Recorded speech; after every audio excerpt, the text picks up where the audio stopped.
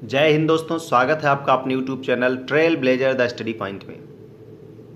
आज इस टॉपिक पे हम लोग बात करेंगे वो वुमेन्स के परमानेंट कमीशन के बारे में ही इंडियन आर्मी में। न्यूज़ है कि government issues order for permanent commission of women in Indian army.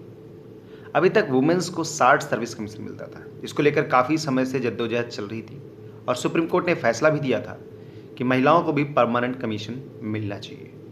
तो आइए देखते हैं क्या है इस न्यूज़ के अंतर्गत। आइए इस पर डिस्कशन करते हैं। महिलाओं को भारतीय सेना में अस्थायी कमीशन का आखिरी रास्ता भी साफ हो गया है। सुप्रीम कोर्ट के फैसले पर अमल करते हुए रक्षा मंत्रालय ने गुरुवार को युद्धक इकाई के अलावा सेना के सभी क्षेत्रों में महिलाओं के अस्थायी कमीशन के प्रस्ताव को मंजूरी दे दी। सरकार के इस कदम के साथ ही सेना के शीर्ष पदों पर महिलाओं की तैनाती की जा सकेगी।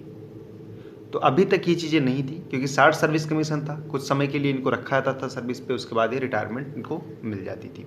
क्या है 60 सर्विस कमीशन, अभी आगे हम लोग देखेंगे। सेना के 10 विभागों में अस्थायी कमीशन को मिली मंजूरी।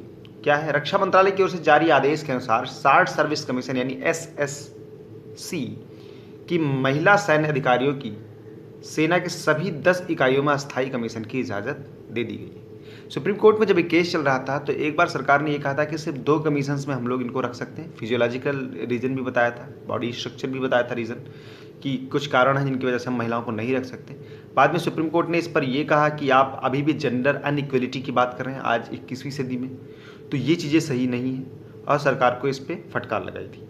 इसके हिसाब से अब army air defence, signal engineer, सैन्य aviation, electronics, mechanical engineer, army service corps, ordnance corps and intelligence corps में अस्थायी कमीशन मिल पाएगा। जज and advocate general, army educational corps इकाई में महिलाओं को अस्थायी कमीशन का विकल्प पहले से ही था।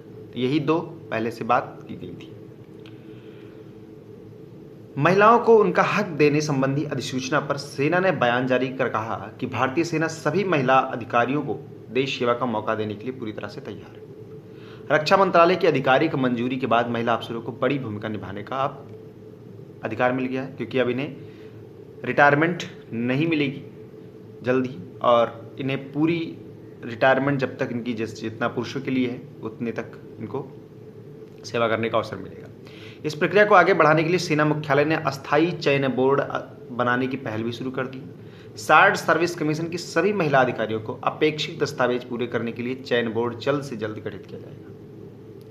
सेना के अनुसार महिला अधिकारियों सहित सभी कर्मियों को समान अवसर प्रदान करने के लिए वह प्रतिबद्ध है।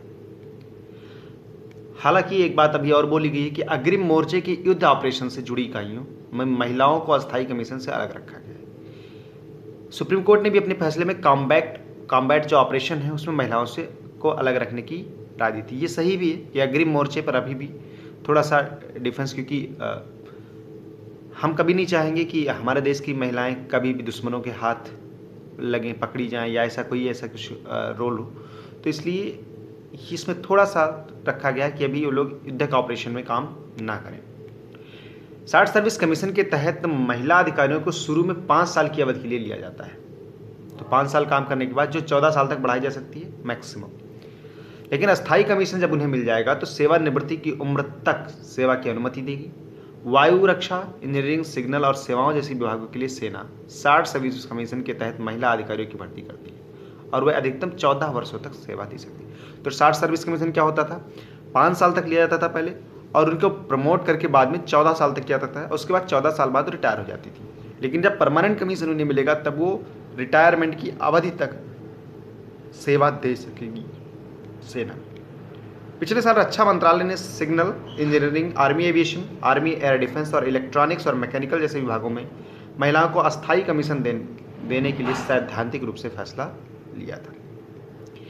यह फैसला लिया गया कि SSC यानी 60 सर्विस कमीशन महिला अधिकारियों को रिक्तियों की उपलब्धता और उपयुक्तता, प्रदर्शन, चिकित्सा फिटनेस और उम्मीदवारों की प्रतिस्पर्धात्मक योग्यता के आधार पर अस्थायी कमीशन देने पर विचार किया जाएगा। तीनों सेनाओं ने चिकित्सा, शिक्षा, कानूनी, सिग्नल, लॉजिस्टिक और इंजीनियरिंग सहित चुनिंदा विभागों में महिलाओं की अस्थायी भर्ती की अनुमति दी है। भारतीय वायुसेना में 60 सर्विस कमीशन के माध्यम से भर्ती की गई महिला अधिकारियों के पास उड़ान यानी फ्लाइंग शाखा को छोड़कर सभी विभागों में अस्थायी कमीशन प्राप्त करने का विकल्प है। तो आर्मी में कॉम्बैट ऑपरेशन और फ्रंट पे युद्ध के लिए वहाँ पे नहीं मिला है अभी। साथ ही जो एयरफोर्स है इसमें उड़ान शाखा को छोड़कर सभी विभागों में मिल गया है। और नौसेना ने रसद, नौसेना डिजाइनिंग, वायु यातायात नियंत्रण, इंजीनियरिंग और कानूनी जैसे विभागों में महिलाओं के अस्थायी कमीशन की अनुमति दी है। महिलाओं की सेना में अस्थायी कमीशन देने की लंबे वक्त से मांग की जा रही थी। सुप्रीम कोर्ट ने पिछले फरवरी में इस मामले में टालमटोल पर सरकार को फटकार लगाते हुए 3 महीने में इस पर अमल का आदेश दिया था। तो फरवरी में ये काम हुआ था, मार्च, अप्रैल, मई 2 महीने ज़्यादा लगे। तो कोरोना काल में थोड़ा सा डिले हुआ है, जुलाई हो गया, लेकिन 3 महीने के अंदर काम करने को कहा था। सभी नागरिकों को अवसर की समानता और लैंगिक न्याय का मौका देने की बात कहते हुए सर्वोच्च न्यायालय ने सेवानिवृत्ति में महिलाओं के अस्थायी कमीशन पर मुहर लगाई थी।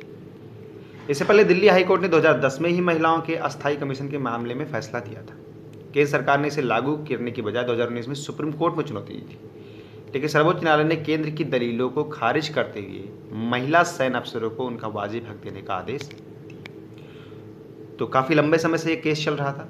2010 में दिल्ली हाईकोर्ट ने फैसला दिया, 2019 फरवरी में 2019 में इसको चैलेंज किया गया सुप्रीम कोर्ट में, और 2020 फरवरी में इस पर फैसला आ गया सुप्रीम कोर्ट में। सुप्रीम कोर्ट ने कहा 3 महीने के अंदर आप इसको फाइनल कीजिए।